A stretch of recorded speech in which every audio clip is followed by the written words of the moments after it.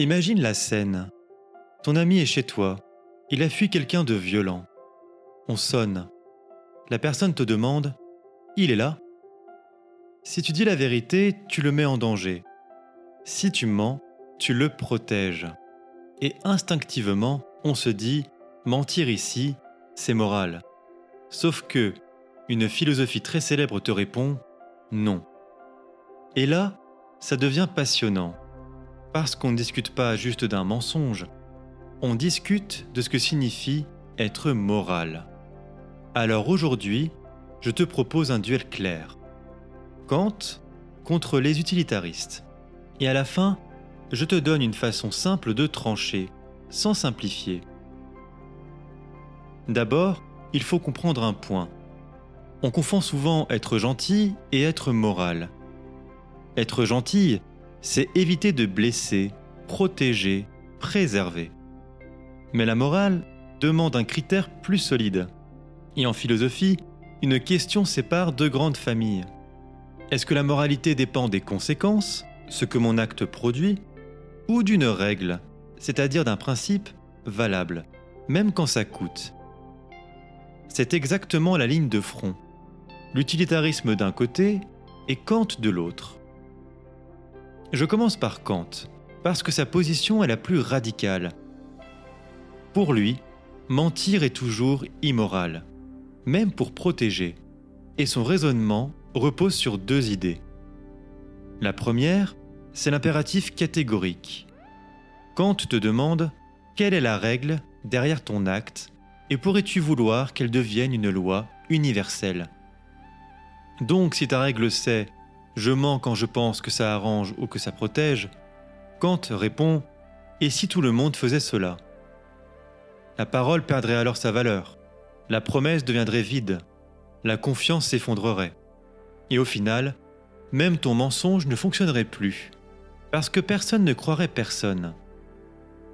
Donc pour Kant, autoriser le mensonge, c'est abîmer la condition même d'une société morale.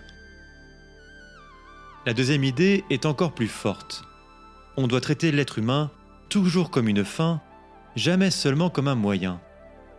Or, mentir, même avec de bonnes intentions, c'est manipuler l'autre. Tu le prives de la possibilité de choisir, en connaissance de cause.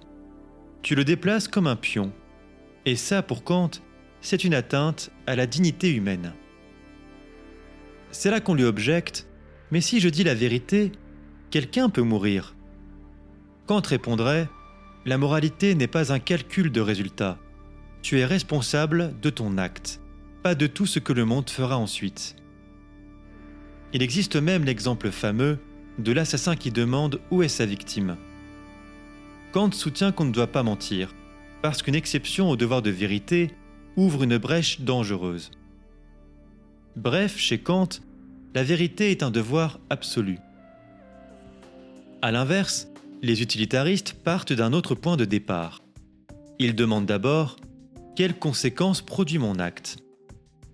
Pour Bentham et Mill, une action est morale si elle maximise le bien-être et minimise la souffrance, en l'occurrence, le plus grand bonheur du plus grand nombre. Donc, dans notre situation, le raisonnement est immédiat. Dire la vérité expose à un mal énorme. Mentir protège, donc mentir est moral, et parfois même un devoir.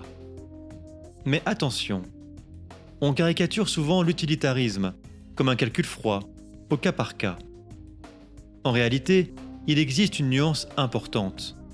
L'utilitarisme de l'acte dit « je choisis, ici et maintenant, ce qui fait le plus de bien ». Donc, ici en l'occurrence, je mens.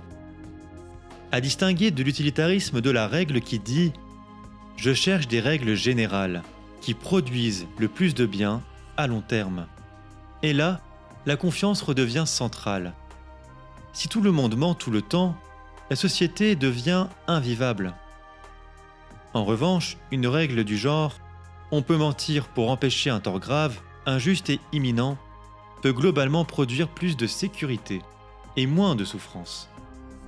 Donc même les utilitaristes tiennent à la vérité, mais comme un bien social, pas comme un bien absolu. Et maintenant, il faut voir les risques des deux camps, Le risque kantien, tout d'abord, c'est la rigidité. On peut suivre le devoir et produire un résultat humainement terrible. Le risque utilitariste, quant à lui, c'est la pente glissante.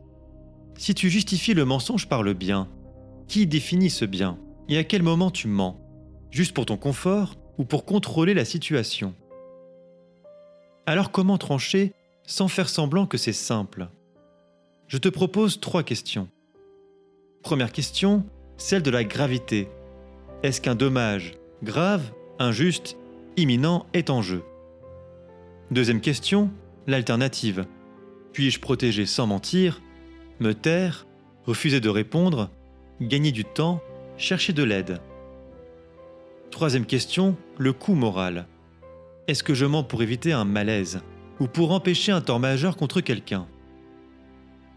Et si c'est très grave, sans alternative réaliste, et que le mensonge empêche un tort injuste, alors beaucoup de personnes concluent que mentir peut être le moindre mal, et parfois une responsabilité.